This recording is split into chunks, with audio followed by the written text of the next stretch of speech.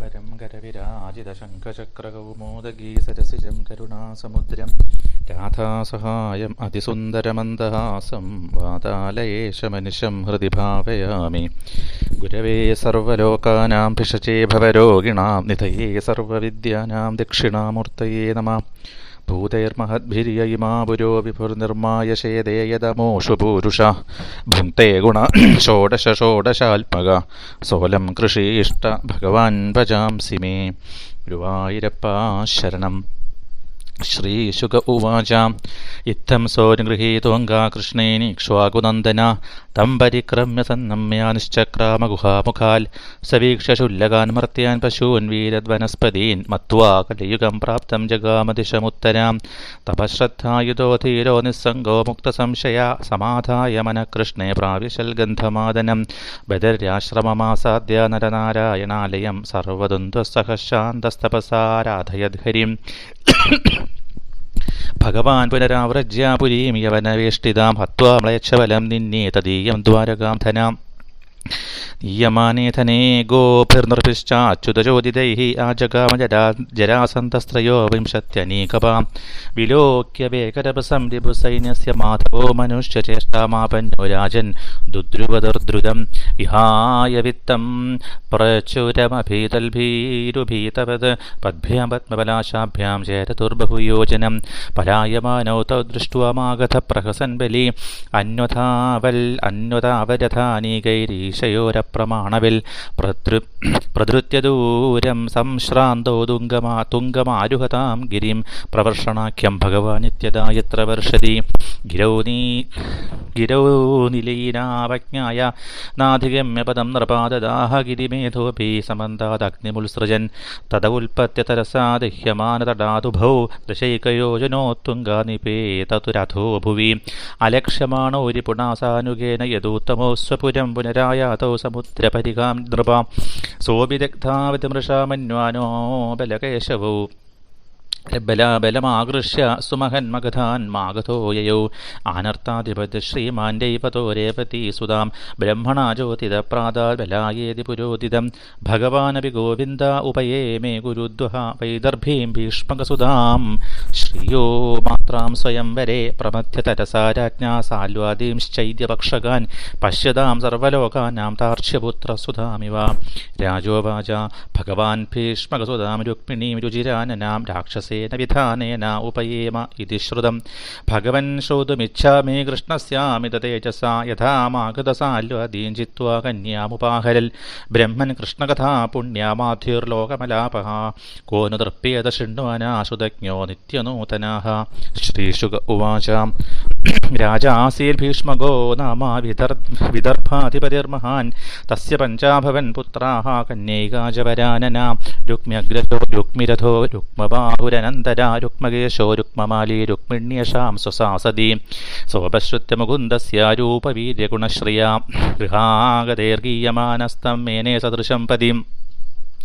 തം ബുദ്ധിലക്ഷണ ഔദാര്യരൂപശീലഗുണാശ്രയാം കൃഷ്ണശ്ച സദൃശീം ഭാര്യാം സമുദ്വോഢും മനോദധേ. ബന്ധൂനാമിച്ഛതാം ദാതും കൃഷ്ണായ ഭഗിനീം നൃപ തതോ നിവാര്യ കൃഷ്ണദ്വിഡ് രുക്മീ ചൈദ്യമമന്യതാ. തദവേത്യാസിതാപാംഗീ വൈദർഭേ ദുർമനാഭൃശം വിചിന്യാപ്തം ദ്വിജം കഞ്ചിൽ കൃഷ്ണായ പ്രാഹിണോദ്രുതം. ദ്വാരകാം സമഭ്യേത്യ പ്രതീഹാരൈ പ്രവേശിതാം. അവശ്യദാദ്യം പുരുഷം ആസീനം കാഞ്ചനാസനെ ദൃഷ്ട്വാ ബ്രഹ്മണ്യദേവസ്തമവരുഹ്യ നിജാസനാൽ. ഉപവേശ്യാർഹയൻ ചക്രേ യഥാൽപാനം ദിവൗകസാം. തം ഭുക്തവന്തം വിശ്രാന്തമുപഗമ്യ സദാം ഗതി പാണിനാഭിമൃശൻ പാദാവ്യഗ്രസ്തമപൃച്ഛതാ. കച്ചിൽ ദ്വിജവരശ്രേഷ്ഠ ധർമ്മസ്തേ വൃദ്ധസമ്മതാ വർത്തതയനാദികൃച്ഛേണ സന്തുഷ്ടമനസഃ സദാ. സന്തുഷ്ടോ യർഹി വർത്തേത ബ്രാഹ്മണോ യേന കേനചിൽ അഹീയമാനസ്വാധർമാൽ സഹ്യസ്യാഖിലകാമധുക്. അസന്തുഷ്ടോ സകൃല്ലോകാനാപ്നോത്യഭി സുരേശ്വര അകിഞ്ചനോഭി സന്തുഷ്ടാശേദേ സർവാംഗവിജ്വര.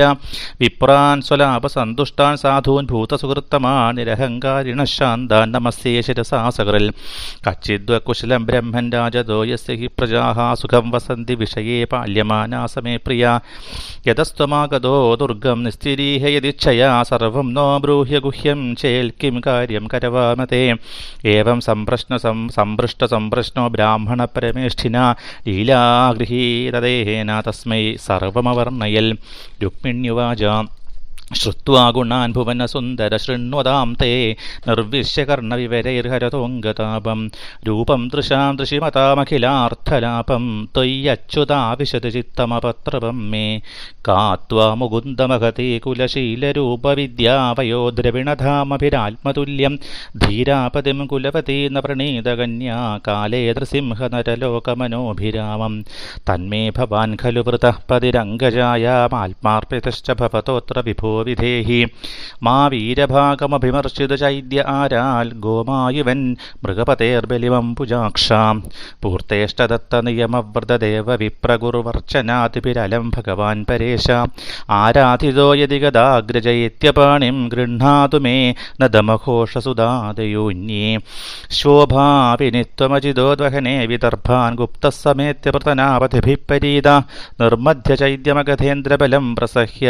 മാം രാക്ഷസേന വിധിനോദ്വഹവീര്യശുൽക്കാം അന്തഃപുരാന്തരചരീമനിഹത്യ ബന്ധൂംസ്ത്വാമുദ്വഹേ കഥമിതി പ്രവദാമ്യുപായം പൂർവേ ദ്യുരസ്തി മഹതീ കുലദേവി യാത്രാ യസ്യാമിഹിർനവവധോർക്കിരിചാമുപേയാൽ യസ്യാഘ്രിപങ്കജരജസ്നപനം മഹാന്തോ വാഞ്ചന്ത്യുമാപതിരിവാത്മതമോപഹത്യൈ യർഹ്യംബുജാക്ഷ ന ലഭേയ ഭവൽപ്രസാദം ജിഹ്യാമസൂൻ വ്രതകൃശാൻ ശതജന്മഭിസ്യാൽ. ബ്രാഹ്മണ ഉവാച ഇത്യേതേ ഗുഹ്യസന്ദേശാ യദുദേവ മയാ ഹൃതാഃ വിമൃശ്യ കർത്തും യച്ഛാത്ര ക്രിയതാം തദനന്തരം. ശ്രീകൃഷ്ണായ നമഃ. ശ്രീമദ്ഭാഗവതേ മഹാപുരാണേ ദശമസ്കന്ധേ ഉത്തരാർത്ഥേ രുക്മിണ്യുദ്വാഹപ്രസ്താവേ 55-തമോധ്യായ. സർവത്ര ഗോവിന്ദനാമസങ്കീർത്തനം. ഗോവിന്ദ ഗോവിന്ദ. ഓം നമോ ഭഗവതേ വാസുദേവായ. ഓം ശ്രീകൃഷ്ണ പരമാത്മനേ നമഃ. ശ്രീ ഗുരുഭ്യോ നമഃ. യോഗിൻ പ്രപന്നമനുഷാധിമാം യഥാ ത്വച്ചരണാംഭോജേരദസ്യാദനപായിനി. നമഃ കൃഷ്ണായ ശുദ്ധായ ബ്രഹ്മണേ പരമാത്മനെ യോഗേശ്വരായ യോഗായ ത്വാമഹം ശരണം ഗതാ.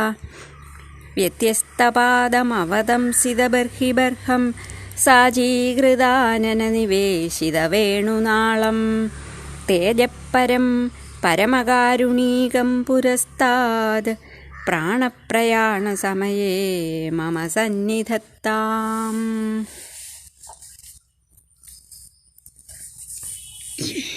ഹരേ ഗുരുവായൂരപ്പാ ശരണം. പണ്ട് ദേവാസുര യുദ്ധകാലത്ത് ദേവന്മാരെ സഹായിച്ച മുചുകുന്ദന് ദേവന്മാർ ഒരു വരം കൊടുത്തു. യുദ്ധത്താൽ തനിക്കതിയായ ക്ഷീണമുള്ളതിനാൽ കുറേ കാലം ആരുടെയും ശല്യമില്ലാതെ ഉറങ്ങണമെന്നും ആരെങ്കിലും തന്നെ ഉറക്കത്തിൽ നിന്ന് ഉണർത്തിയാൽ തൻ്റെ ദൃഷ്ടി പതിയുമ്പോൾ അവൻ ഭസ്മമായി തീരണമെന്നുമായിരുന്നു മുചുകുന്ദൻ വാങ്ങിയ വരം. ഇതെല്ലാം അറിയുന്ന ഭഗവാൻ കാലയവനനെ മുചുകുന്ദൻ്റെ സമീപം എത്തിക്കുകയും കാലയവനൻ്റെ ചവിട്ടേറ്റുണർന്ന മുചുകുന്ദൻ തന്നെ ചവിട്ടി ഉണർത്തിയ കാലയവനനെ നോക്കി ഭസ്മമാക്കി മാറ്റി. ഈ സമയം ഭഗവാൻ മുചുകുന്ദ സമീപം എത്തുകയും വിവരങ്ങളെല്ലാം പറയുകയും ചെയ്തു. മുജ്ജന്മ സുഹൃതത്താൽ അങ്ങയുടെ ദർശനം ലഭിച്ചു എന്ന് പറഞ്ഞ് മുചുകുന്ദൻ ഭഗവാനെ സ്തുതിച്ചെന്നും ഭഗവാൻ മുചുകുന്ദനോട് എന്ത് വരമാണ് വേണ്ടതെന്ന് ചോദിച്ചതായും അപ്പോൾ മുചുകുന്ദൻ പറഞ്ഞ മറുപടി, എനിക്ക് വിഷയാശ ഉണ്ടാകരുത്, നിന്തിരുവടിയുടെ പരമഭക്തി ഉണ്ടാകണം, ആശകളറ്റ് സായുജ്യം ലഭിക്കണം എന്ന്. അടുത്ത ജന്മം അങ്ങ് ഒരു ബ്രാഹ്മണനായി ജനിച്ച് സർവ്വപ്രാണികളുടെയും ബന്ധുവായിത്തീരും, പരമഭക്തനായി തീർന്ന് സായുജ്യം ലഭിക്കുമെന്ന് ഭഗവാൻ മുചുകുന്ദനെ അനുഗ്രഹിച്ചുവെന്ന് 51-ാം അധ്യായത്തിൽ നാം കേട്ടു. ഇനി 52-ാം അധ്യായത്തിൽ ഭഗവാൻ മുചുകുന്ദനെ അനുഗ്രഹിച്ച ശേഷം മുചുകുന്ദൻ ഗുഹയിൽ നിന്നും പുറത്ത് കടന്ന കാര്യങ്ങളും രുക്മിണി അയച്ച ദൂതനായ ബ്രാഹ്മണൻ ശ്രീകൃഷ്ണ സന്നിധിയിലെത്തി രുക്മിണി സന്ദേശം അറിയിച്ചതുമായ കഥ ശ്രീശുക ബ്രഹ്മർഷി പരീക്ഷിത് മഹാരാജാവിനോട് പറയുന്നു. ഇക്ഷ്വാകുപുത്രനായ മുചുകുന്ദൻ ഭഗവാന്റെ അനുഗ്രഹം കിട്ടിയപ്പോൾ ഭഗവാനെ പ്രദക്ഷിണം വെച്ച് നമസ്കരിച്ച് ഗുഹയിൽ നിന്നും വെളിയിൽ വന്നു. അപ്പോൾ താൻ ദേവലോകത്തിലേക്ക് പോകുന്ന കാലം ഭൂലോകം ഏത് വിധം ഇരുന്നുവോ അതിൽ നിന്ന് വളരെ മാറ്റം വന്നതായി കണ്ടു. മനുഷ്യർ, മൃഗങ്ങൾ, സസ്യലതാദികൾ എല്ലാം മുമ്പുണ്ടായിരുന്നതിൽ വെച്ചും എത്രയോ ചെറുതായിരിക്കുന്നതായി കണ്ടു. അതിൽ നിന്നും ദ്വാപരയുഗം കഴിഞ്ഞ് കലികാലം അടുത്തിരിക്കുന്നുവെന്ന് മനസ്സിലാക്കി മുചുകുന്ദൻ. കലിക്ക് ജനങ്ങളെ അധർമ്മത്തിൽ പ്രവേശിപ്പിക്കാൻ ശക്തി കൂടുതലുള്ളതാണെന്നറിയാവുന്ന മുചുകുന്ദൻ കലിബാധയേൽക്കാത്ത വിധത്തിൽ പ്രാധാന്യമേറിയ നാരായണാശ്രയസ്ഥാനമായ ബദര്യാശ്രമത്തിൽ ചെന്ന് തപസ്സിൽ ശ്രദ്ധയുറപ്പിച്ചു.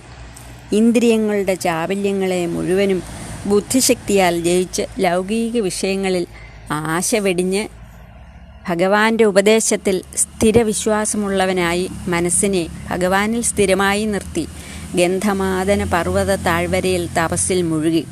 നരനാരായണന്മാർ തപസ് ചെയ്തിരുന്ന ബദര്യാശ്രമ സ്ഥലമായിരുന്നു അത്.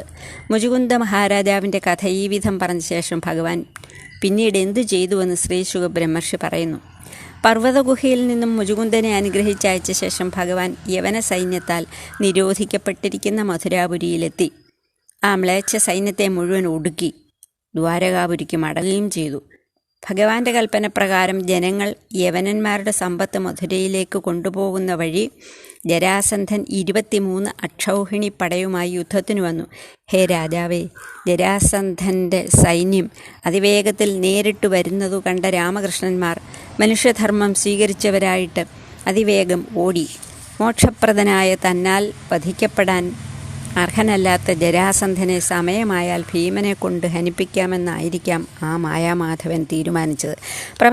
പ്രപഞ്ചനാഥനായ ഭഗവാൻ തൻ്റെ പ്രജകൾ ശേഖരിച്ച സമ്പത്ത് ഉപേക്ഷിച്ച് പേടിച്ചവനെ പോലെ ഏവരുമൊപ്പം ഓടിപ്പോയി. രാമകൃഷ്ണന്മാർ പേടിച്ചോടിയതെന്ന് കരുതി ജരാസന്ധനും കൂട്ടരും അഹങ്കാരാധിക്യം നിമിത്തം ഭഗവാനെ പരിഹസിച്ചും കൊണ്ട് തേർപ്പടകളെ ഒരുമിച്ചു കൂട്ടി ഭഗവാന്റെ പിന്നാലെ ഓടി. അധികം ഓടിത്തളർന്ന രാമകൃഷ്ണന്മാർ 11 യോജന ഉയരമുള്ള പ്രവർഷണ പർവ്വത മുകളിൽ കയറി. ഈ പർവ്വതത്തിൽ വർഷത്തിൻ്റെ അധിപതിയായ ഭഗവാൻ മഹേന്ദ്രൻ എല്ലാ കാലത്തും മഴ പെയ്യ്ക്കുന്നതിനാലാകണം ഇതിന് പ്രവർഷണമെന്ന പേരു വന്നത്. പിന്നാലെ വന്ന ജരാസന്ധൻ പർവ്വതത്തിൽ രാമകൃഷ്ണന്മാരെ തിരഞ്ഞുവെങ്കിലും കാണാത്തതിനാൽ പർവ്വതത്തിൻ്റെ 4 ഭാഗത്തും വിറകുകൾ കൂട്ടി തീയിട്ടു. പർവ്വത ഗുഹയിൽ അവർ ഒളിച്ചിരിക്കുന്നുണ്ടാകുമെന്നുറച്ച് അവരെ കൊല്ലാൻ വേണ്ടിയാണ് തീയിട്ടത്. പർവ്വതത്തിൻ്റെ പ്രാന്തപ്രദേശങ്ങളിൽ തീ കത്തിക്കൊണ്ടിരിക്കുമ്പോൾ 11 യോജന നീളമുള്ള പർവ്വതത്തിൽ നിന്നു ചാടി ജരാസന്ധൻ കാണാതെ തന്നെ സമുദ്രത്താൽ ചുറ്റപ്പെട്ടിരിക്കുന്ന തങ്ങളുടെ വാസസ്ഥാനമായ ദ്വാരകയെ രാമകൃഷ്ണന്മാർ പ്രാപിച്ചു. ഹേ ഭഗവൻ, അവിടുത്തേക്ക് അറിവില്ലാത്തതായി ഒന്നുമില്ലല്ലോ. മഹാപരാക്രമശാലിയായ ഭഗവാൻ ശ്രീകൃഷ്ണൻ ജരാസന്ധൻ, ശാൽവൻ തുടങ്ങിയ പരാക്രമശാലികളായ രാജാക്കന്മാരെ തോൽപ്പിച്ച് രുക്മിണിയെ അപഹരിച്ച കഥ വിസ്തരിച്ചു പറഞ്ഞതെന്നാലുമെന്ന് പരീക്ഷിത് രാജാവ് ആവശ്യപ്പെട്ടു. രുക്മിണീഹരണ കഥ കേൾക്കാൻ താൽപ്പര്യപ്പെട്ട രാജാവിനോട് ശ്രീ ശുകബ്രഹ്മർഷി ആ കഥ പറയുന്നു. വിദർഭ രാജാധിപതിയും മഹാഗുണശാലിയുമായ ഭീഷ്മക രാജാവിന് രുക്മി, രുക്മരഥൻ, രുക്മബാഹു, രുക്മകേശൻ, രുക്മമാലി എന്നിങ്ങനെ 5 പുത്രന്മാരും കല്യാണ ഗുണശാലിനിയായ രുക്മിണി എന്ന ഒരു പുത്രിയും ഉണ്ടായിരുന്നു. ഗുണശാലിനി എന്ന പുത്രിയെ പ്രത്യേകം പറഞ്ഞു, കാരണം പുത്രന്മാർ ഗുണശാലികളായിരുന്നില്ല. ഈ രുക്മിണി ലക്ഷ്മീദേവിയുടെ അംശഭൂതയായിരുന്നു. കൊട്ടാരത്തിൽ വരുന്ന കവികൾ ശ്രീകൃഷ്ണൻ്റെ സൗന്ദര്യം, പരാക്രമം, ഔദാര്യം, ഐശ്വര്യം തുടങ്ങിയ നാനാഗുണങ്ങളെയും പ്രകീർത്തിക്കുന്നതു കേട്ടു വളർന്ന രുക്മിണി മനസാ കൃഷ്ണനെ തൻ്റെ ഭർത്താവായി സ്വീകരിച്ചു. അസാധാരണ ബുദ്ധിവൈഭവം ഉണ്ടായിരുന്നു രുക്മിണിക്ക്. ഭഗവാന്റെ വലത് കൈയിൽ ഉള്ളതുപോലെ രുക്മിണിയുടെ ഇടത് കൈയിലും കാലിലും ധ്വജാദികളായ ചിഹ്നങ്ങൾ ഉണ്ടായിരുന്നു. സർവ്വജനങ്ങളെയും ആനന്ദിപ്പിക്കുന്ന ഔദാര്യം, സർവരെയും മോഹിപ്പിക്കുന്ന സൗന്ദര്യം, സൗകുമാര്യം, ലജ്ജ തുടങ്ങിയ സദ്ഗുണങ്ങൾ തികഞ്ഞ രുക്മിണി തനിക്ക് അനുരൂപയായവളാകയാൽ രുക്മിണിയെ കല്യാണം കഴിക്കാൻ ഭഗവാനും സമ്മതമായിരുന്നു. എന്നാൽ രുക്മിണിയുടെ മൂത്ത ജ്യേഷ്ഠനായ രുക്മി ശ്രീകൃഷ്ണനിൽ ദ്വേഷബുദ്ധിയുള്ളവനായതിനാൽ ബന്ധുജനങ്ങളുടെ സമ്മതം കൂടാതെ തന്നെ തൻ്റെ സഹോദരിയെ ശിശുപാലന് കൊടുക്കാൻ ഉറച്ചു. ഇതറിഞ്ഞ രുക്മിണി തൻ്റെ തീരുമാനം മാതാവ് വഴി സഹോദരനെ അറിയിച്ചെങ്കിലും പ്രതികൂല തീരുമാനം തന്നെ നടപ്പാക്കാൻ രുക്മി നിശ്ചയിച്ചുറപ്പിച്ചപ്പോൾ തൻ്റെ സങ്കടം ആശ്രിതരുടെ സങ്കടങ്ങൾ നശിപ്പിക്കുന്ന ഭഗവാനെ തന്നെ അറിയിക്കാൻ ലജ്ജ വിട്ട് തീരുമാനിച്ചു. യോഗ്യനായ ഒരു ബ്രാഹ്മണനെ തൻ്റെ സന്ദേശമറിയിക്കാൻ നിയോഗിച്ചു. ആ ബ്രാഹ്മണൻ ദ്വാരകയിൽ രാജധാനിയിലെത്തി. ദ്വാരപാലകന്മാർ തടസ്സം കൂടാതെ അദ്ദേഹത്തെ ഭഗവാന്റെ സമീപത്തെത്തിച്ചു. നീലമേഘശ്യാമളനായ ഭഗവാനെ പ്രകാശമാനമായ സ്വർണാസനത്തിൽ ഇരുന്നരുളുന്നതു കൺകുളിർക്കെ ആ ബ്രാഹ്മണൻ കണ്ടു. ഉടൻ ഭഗവാൻ ആ ബ്രാഹ്മണനെ ആദരിച്ച് തൻ്റെ സിംഹാസനത്തിലിരുത്തി ദേവന്മാരെ എന്ന പോലെ പൂജിച്ചു.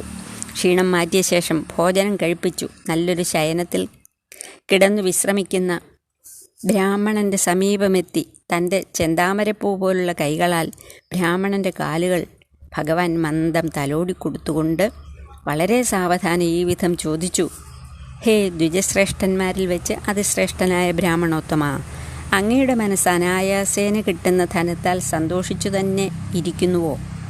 യാഗാദി കർമ്മങ്ങൾ സജ്ജനസമ്മതമായി നടന്നുകൊണ്ടിരിക്കുന്നുവോ? വൃത്തിസാധനത്തിനായി നിൽക്കാതെ തൻ്റെ തപോ മാഹാത്മ്യത്താൽ എന്ത് ലഭിക്കുന്നുവോ അതിൽ സന്തോഷിച്ച് സ്വധർമ്മത്തിൽ നിന്നും വ്യതിചലിക്കാതെ ഇരിക്കുന്ന ബ്രാഹ്മണന് തൻ്റെ കർമ്മസിദ്ധി സർവാഭീഷ്ടങ്ങളെയും സാധിപ്പിക്കുന്ന കാമധേനുവായി ഭവിക്കുന്നു. കൂടുതൽ സുഖമന്വേഷിച്ചലയുന്നവന് സുഖം ലഭിക്കില്ല. എന്നാൽ ഉണ്ണാനും ഉടുക്കാനും പോലുമില്ലാത്ത ദരിദ്രനെങ്കിലും തൻ്റെ നിലയിൽ സന്തോഷം കണ്ടെത്താൻ കഴിഞ്ഞാൽ അവന് സമാധാനമായി ഉറങ്ങാൻ കഴിയും. നമ്മുടെ സുഖദുഃഖങ്ങൾക്ക് കാരണം നമ്മുടെ തന്നെ മനസ്സെന്ന് സാരം. ഇങ്ങനെ സന്തോഷത്തോടുകൂടി സ്വധർമ്മം ചെയ്യുന്ന ബ്രാഹ്മണരെ തനിക്ക് പൂജ്യതുല്യനെന്ന് ഭഗവാൻ സ്പഷ്ടമാക്കി. ഞാൻ ബ്രാഹ്മണനാണെന്നും മറ്റുള്ളവർ നികൃഷ്ടന്മാരുമെന്നും വിചാരിച്ച് അഹങ്കരിക്കാതെ സർവത്ര സമനായിരിക്കുന്ന എന്നിൽ ബുദ്ധി ഉറപ്പിച്ചുകൊണ്ടിരിക്കുന്നവരെ ഞാൻ എപ്പോഴും ശിരസ്സുകൊണ്ട് വീണ്ടും വീണ്ടും നമസ്കരിക്കും. ഹേ ബ്രാഹ്മണ, രാജാവിൽ നിന്ന് നിങ്ങൾക്ക് വേണ്ട സഹായങ്ങൾ ലഭിക്കാറുണ്ടോ? തൻ്റെ പ്രജകളെ ക്ലേശം കൂടാതെ ഇരിക്കാൻ വേണ്ടത് ചെയ്യുന്ന രാജാവ് എനിക്ക് പ്രിയപ്പെട്ടവനാകുന്നു. അങ്ങ് ഏത് ദിക്കിൽ നിന്നാണ് വരുന്നത്? സമുദ്രസന്തരണ ക്ലേശം സഹിച്ച് ഇവിടെ എത്തിയത് എന്തിനാണ്? പറയാൻ മടിക്കണ്ട. ഗോപ്യമല്ലെങ്കിൽ പറയുക. ഞാൻ അങ്ങേക്ക് വേണ്ടി എന്താണ് ചെയ്യേണ്ടത്? എല്ലാം അറിയുന്നവനായ ഭഗവാൻ മനുഷ്യനാട്യത്തിനായി സ്വീകരിച്ച അവതാരത്തിൻ്റെ പ്രയോജനസിദ്ധിക്കായി ബ്രാഹ്മണനോട് എല്ലാ കാര്യങ്ങളും ധർമ്മം തെറ്റാതെ ചോദിച്ചപ്പോൾ രുക്മിണി പറഞ്ഞ സംഗതികളെല്ലാം ഭഗവാനെ ആ ബ്രാഹ്മണൻ കേൾപ്പിച്ചു. ഭഗവാൻ വിവരമന്വേഷിച്ചപ്പോൾ ഇതാ രുക്മിണി തന്നയച്ച കത്തെന്നു പറഞ്ഞ് ഭഗവാന് കത്ത് കൊടുത്തു. അപ്പോൾ ആ കത്ത് അങ്ങ് തന്നെ വായിച്ച് കേൾപ്പിക്കുക എന്ന ഭഗവതാജ്ഞാൽ ബ്രാഹ്മണൻ കത്ത് വായിച്ചു. അതിലാദ്യം തന്നെ കുലകന്യകമാർക്കുചിതമായ ലജ്ജ ഉപേക്ഷിച്ച് ഈ വിധം കത്തയച്ചതിൻ്റെ കാരണം ഒരു ശ്ലോകമായി പറയുന്നു. ശ്രുത്വാ ഗുണാൻ ഭുവനസുന്ദര ശൃണ്വതാം തേ നിർവിശ്യകർണവിവരൈർഹരതോംഗതാപം രൂപം ദൃശാം ദൃശ്യമതാമഖിലാർത്ഥലാഭം ത്വയ്യച്യുതാ വിശതി ചിത്തമപത്രപം മേ. ശീലം കൊണ്ടും ആകൃതി കൊണ്ടും സകല ജനത്തെയും ആകർഷിക്കുന്ന ലോകോത്തര സൗന്ദര്യമുള്ള ഹേ ഭുവനസുന്ദര, അങ്ങയുടെ ഗുണഗണങ്ങളും സൗന്ദര്യാദികളെയും കേട്ടു വളർന്ന എൻ്റെ ചിത്തം അങ്ങയിൽ തന്നെ സർവദാ മുങ്ങിക്കിടക്കുന്നു. അതുകൊണ്ടാണ് ലജ്ജ കൂടാതെ ഈ കത്തയക്കുന്നത്. ഇതിന് കാരണം അവിടുത്തെ രൂപസ്വഭാവ ഗുണപ്രഭാവമാണ്, എൻ്റെ ദോഷം നിമിത്തമല്ല. കുലസമ്മതനല്ലാത്ത പുരുഷനെ കുലീനകളായ കന്യകകൾ സ്മരിക്കുകയില്ല. ഞാനാകട്ടെ ലജ്ജ തീരെ വിട്ട് പുരുഷോത്തമനായ അങ്ങയോട് നേരിട്ട് പ്രാർത്ഥിക്കുന്നു. ഹേ അച്യുത, അവിടുത്തെ ഗുണഗണങ്ങൾ കേൾക്കുന്നവരുടെ സന്താപങ്ങളെ ഇല്ലാതാക്കി അവർക്ക് പറഞ്ഞറിയിക്കാൻ പറ്റാത്ത പരമാനന്ദം അവിടുന്ന് നൽകുന്നു. നിന്തിരുവടിയെ കണ്ടാൽ പിന്നെ കാണുന്നവർക്ക് മറ്റൊന്നിനും സൗന്ദര്യം തോന്നുകയില്ല. ഇങ്ങനെ അങ്ങയുടെ ഗുണഗണങ്ങൾ കേട്ട് ആനന്ദിച്ചിരിക്കുന്ന എൻ്റെ മാനസികമായ അപരാധം കരുണയാ ക്ഷമിച്ച് എന്നെ അനുഗ്രഹിക്കണമേ. സർവഗുണസമ്പന്നയായ അങ്ങേ ഭർത്താവായി കിട്ടാൻ ഏതു സ്ത്രീയും ആഗ്രഹിക്കും. മുക്തിപ്രദനായിട്ടുള്ളത് നിന്തിരുവടി മാത്രമാണ്. എൻ്റെ വിവാഹം അലൗകികമായ പരമപദപ്രാപ്തിക്കായി വരണമെന്നാണ് എൻ്റെ നിശ്ചയം. അതിനാൽ ഞാൻ മനസ്സാ അങ്ങയെ വരിച്ചു കഴിഞ്ഞു. ദർശനമാത്രത്താൽ എൻ്റെ സങ്കടം തീർക്കാൻ കഴിവുള്ള താമര സാക്ഷ നിന്തിരുവടിയുടെ തന്നെ ഭാഗമായ എന്നെ രക്ഷിച്ച് സ്വീകരിച്ചാലും ശിശുപാലൻ എന്നെ തൊടാൻ പോലും ഇടവരുത്തരുതേ. അങ്ങ് അതിന് തയ്യാറായില്ലെങ്കിൽ ഞാൻ കന്യകയായി തന്നെ ജീവിതം നയിക്കും. എനിക്ക് ജന്മാന്തര പുണ്യമുണ്ടെങ്കിൽ അങ്ങയോട് ചേരുവാൻ സാധിക്കണമേ എന്ന് ഞാൻ പ്രാർത്ഥിക്കുന്നു. ഹേ അജിതനായുള്ളവനെ, എൻ്റെ വിവാഹം നാളേക്ക് നിശ്ചയിച്ചിരിക്കുന്നതിനാൽ കാലതാമസം കൂടാതെ നിന്തിരുവടി സൈന്യങ്ങളെയും കൊണ്ട് ആരും അറിയാതെ ഇവിടെ എത്തണം. ഇവിടെ ശിശുപാലനും ജരാസന്ധനും കൂടി അധിക സൈന്യശേഖരത്തോടെ എത്തിയിട്ടുണ്ട്. പണ്ട് സമുദ്രം മഥനം ചെയ്ത് എന്നെ സ്വീകരിച്ചതുപോലെ സമുദ്രതുല്യമായ ഇവരുടെ സേനയെ തോൽപ്പിച്ച് ഇപ്പോഴും നിന്തിരുവടി രാക്ഷസ വിധിയാൽ എന്നെ കല്യാണം കഴിക്കണം. കന്യാശുൽക്കമായിട്ട് നിന്തിരുവടിയുടെ മഹാപരാക്രമത്തെ എൻ്റെ പിതാവിന് നൽകിയാൽ മതി. വിവാഹ ദിവസത്തിൻ്റെ തലേന്നാൾ രാജധാനിയിൽ നിന്നും കുറേ അകലെയുള്ള അംബികാക്ഷേത്രത്തിൽ സഖിമാരോടൊപ്പം ഞാൻ തൊഴാൻ ഘോഷയാത്രയായി പോകും. ആളും അകമ്പടിയും വാദ്യഘോഷവും ഉണ്ടാകും. അവിടെ എത്തി ഞാൻ ദേവിയെ വന്ദിച്ചു നിൽക്കുമ്പോൾ ക്ഷേത്രസന്നിധിയിൽ വച്ച് എന്നെ പാണിഗ്രഹണം ചെയ്യണം. അപ്പോൾ ബന്ധുജനങ്ങളെ ആരെയും ഉപദ്രവിക്കാതെ അവർ കാണുക തന്നെ അവരെ സന്തോഷിപ്പിച്ചുകൊണ്ട് തന്നെ അങ്ങേക്ക് എന്നെ കൊണ്ടുപോകാൻ കഴിയും. സർവജ്ഞനായ അങ്ങയോട് ഞാനിത് പറഞ്ഞത് അങ്ങയിലുള്ള എൻ്റെ അഭിലാഷാധിക്യത്താലാണ്. ഹേ അംബുജാക്ഷ, നിന്തിരുവടിയുടെ കടാക്ഷത്താൽ എൻ്റെ സന്താപം നശിക്കണം. പാർവതീ വല്ലഭനായ മഹാദേവനും ബ്രഹ്മാവുമെല്ലാം ആത്മസാക്ഷാത്കാരത്തിനായി അജ്ഞാനാന്ധകാരത്തെ നശിപ്പിക്കാൻ അങ്ങയെ ഉപാസിക്കുന്നു. അങ്ങനെയുള്ള അവിടുന്ന് എന്നിൽ കനിഞ്ഞില്ലെങ്കിൽ എൻ്റെ ഉപവാസാദികൾ കൊണ്ട് ദേഹം ക്ഷീണിപ്പിച്ച് ഞാൻ പ്രാണങ്ങളെ വെടിയും. എത്ര ജന്മമെടുക്കേണ്ടി വന്നാലും അങ്ങയെ ഉപാസിച്ച് ഞാൻ ഇരിക്കും. അന്യൻ്റെ ഭാര്യയാവുകയില്ല. രുക്മിണിയുടെ ഗുഹ്യ സന്ദേശം ഈ വിധം വായിച്ചു കേൾപ്പിച്ച ബ്രാഹ്മണൻ ഭഗവാനോട് പറയുന്നു: ഹേ യാദവനാഥ, ഇങ്ങനെ രുക്മിണി പറഞ്ഞ കാര്യങ്ങൾ ഞാൻ അങ്ങയെ കേൾപ്പിച്ചു കഴിഞ്ഞു. ഇനി എന്താണ് ചെയ്യേണ്ടതെന്ന് അവിടുത്തെ തീരുമാനമാണ്. കാലതാമസം വിന അത് നടപ്പാക്കിയാലുമെന്ന് പറഞ്ഞ് 52-ാം അധ്യായം സമാപിക്കുന്നു. ഇവിടെ പറഞ്ഞ എല്ലാ വാക്കുകളും ഭഗവത് പാദങ്ങളിൽ അർപ്പിക്കുന്നു. സർവം ശ്രീകൃഷ്ണാർപ്പണമസ്തു. കായേന വാചാ മനസേന്ദ്രിയൈർവാ ബുദ്ധ്യാത്മനാ വാ പ്രകൃതേ സ്വഭാവാത് കരോമി യദ്യത് സകലം പരസ്മൈ നാരായണായേതി സമർപ്പയാമി. സർവം ശ്രീനാരായണായേതി സമർപ്പയാമി. ഹരി ഓം.